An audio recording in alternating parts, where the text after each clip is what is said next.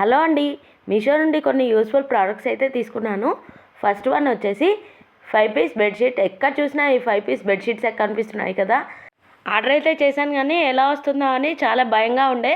వచ్చిన తర్వాత చూస్తే 5x5 ఇవ్వచ్చు, అంత బాగున్నాయి. ఫ్రిల్స్ వచ్చాయి, 2 స్మాల్ పిల్లోస్, 2 పిల్లో కవర్స్, ఒక డబుల్ బెడ్షీట్ అయితే వచ్చింది.